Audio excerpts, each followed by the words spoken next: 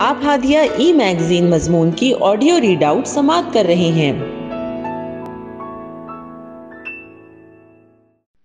سامعین السلام علیکم ورحمۃ اللہ وبرکاتہ۔ میں غازیہ سلطانہ ہادیہ کے شمارہ ستمبر کے مضمون کی آڈیو پروگرام میں آپ کا استقبال کرتی ہوں۔ آئیے ہم اس کا آغاز ہادیہ کے زمران نور میں درس حدیث جس کا عنوان ہے معذور بچوں کے متعلق والدین کا رویہ قرآن و حدیث کی روشنی میں، اور اس کے رائٹر مدیحہ عثمانی صالحاتی۔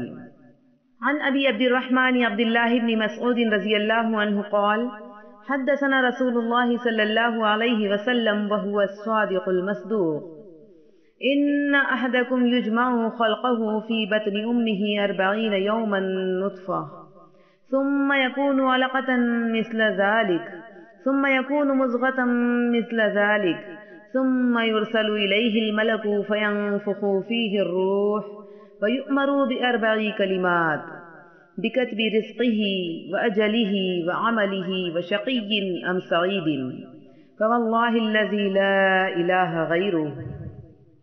سیدنا ابو عبد الرحمن عبداللہ ابن مسعود رضی اللہ عنہ سے روایت ہے، حدیث بیان کی ہم سے رسول اللہ صلی اللہ علیہ وسلم نے، اور آپ صلی اللہ علیہ وسلم سچے ہیں، سچے کیے ہوئے۔ بے شک تم میں سے ہر ایک آدمی کا نطفہ اس کی ماں کے پیٹ میں 40 دن جمع رہتا ہے، پھر 40 دن میں لہو کی پھٹکی ہو جاتا ہے، پھر 40 دن میں گوشت کی بوٹی بن جاتا ہے، پھر اللہ تعالیٰ اس کی طرف فرشتے کو بھیجتا ہے، وہ اس میں روح پھونکتا ہے اور 4 باتوں کا اس کو حکم دیتا ہے کہ اس کی روزی لکھتا ہے یعنی محتاج ہوگا یا مالدار، اور اس کی عمر لکھتا ہے کہ کتنا جیے گا، اور اس کے عمل لکھتا ہے کہ کیا کیا کرے گا، اور یہ لکھتا ہے کہ نیک بخت یعنی جنتی ہوگا یا بدبخت دوزخی ہوگا۔ سو میں قسم کھاتا ہوں اس کی کہ جس کے سوا کوئی معبود نہیں۔ صحیح حدیث کا مفہوم ہے کہ بچہ جب ماں کے پیٹ میں 4 مہینے کا ہو جاتا ہے تو ایک فرشتہ آتا ہے اور اللہ کے حکم سے اس بچے کی عمر، اس کا رزق، اس کے علاوہ وہ شقی ہوگا یا سعید لکھتا ہے۔ ایک روایت کے مطابق فرشتہ اللہ تعالیٰ سے پوچھتا ہے یا اللہ اسے کامل لکھوں یا ناقص، پھر جنس بھی پوچھتا ہے۔ اگر اللہ تعالیٰ ناقص کا حکم دیتا ہے تو بچہ عیب دار ہوتا ہے، ہاتھ پیر خراب یا بالکل معذور پیدا ہوتا ہے جیسا اللہ تعالیٰ حکم دیتا ہے۔ لہٰذا معلوم ہوا کہ معذور بچہ والدین کی کسی غلطی کی سزا یا گناہ کا موجب نہیں ہے، بلکہ اللہ تعالیٰ کی یہی مرضی تھی۔ اگر وہ چاہتا تو ہر کسی کو تندرست، خوبصورت اور ہونہار بچے عطا کر سکتا۔ جن کے ایسے بچے ہوں ان کو اللہ تعالیٰ سے ناراض نہیں ہونا چاہیے، اور یہ نہ سوچیں کہ ایسے بچے کا کیا کریں، یہ تو کسی کام کا نہیں وغیرہ۔ اللہ کی رضا میں راضی رہنا ایک مومن کا شیوا ہوتا ہے۔ اللہ تعالیٰ نے کوئی چیز بیکار پیدا نہیں کی۔ اس بچے کا دنیا میں آنے کا کوئی مقصد ضرور ہے، کوئی مصلحت پوشیدہ ہے جو ہماری نظروں سے اوجھل ہو اور ہم انجان خدشات کا شکار رہتے ہوں۔ بہت سے والدین ایسے بھی ہوتے ہیں کہ جب ان کو پیدائش سے قبل یہ معلوم ہو جاتا ہے کہ ان کا بچہ ایب نارمل ہے تو اسے ضائع کروا دیتے ہیں۔ وہ سوچتے ہیں ایسا بچہ دنیا میں آ کر کیا کر سکتا ہے، سو مجبوری کی زندگی گزارنے کی اسی فکر میں اس طرح کا غلط قدم اٹھا لیتے ہیں جو کہ انہیں نہیں کرنا چاہیے۔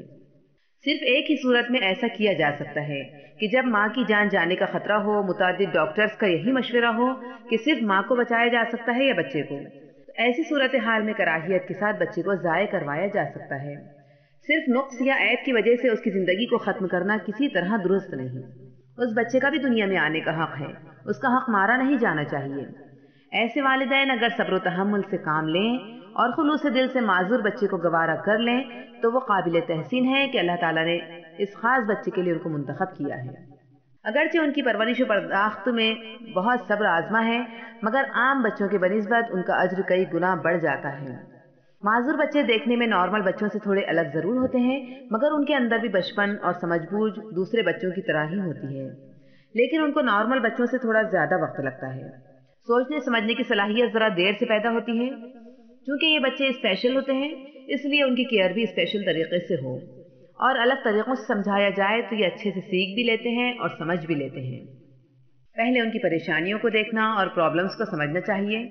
ان کا ڈیولپمنٹ تمام بچوں کی طرح نہیں ہوتا، آہستہ آہستہ ہوتا ہے۔ ان بچوں میں دیکھنے، سننے اور بولنے میں دقت ہو سکتی ہے۔ تھائرائیڈ، موٹاپا اور دل کی بیماریوں کے ہونے کے اندیشے بھی زیادہ ہوتے ہیں۔ ان کی قوت مدافعت کمزور ہوتی ہے۔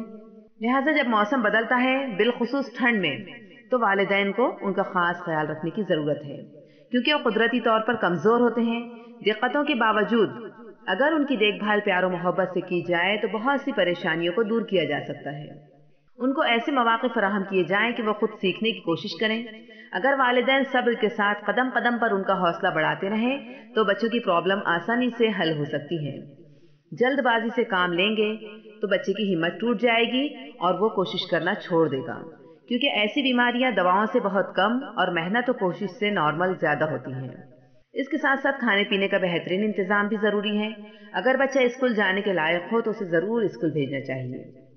ایسے بچے کے ماں باپ خود کی بے عزتی محسوس نہ کریں، نہ بچے کو ہونے دیں، بلکہ اس کو ایک چیلنج سمجھیں، اس کا مقابلہ کریں، دوسرے بچوں کے ساتھ کھیلنے دیں۔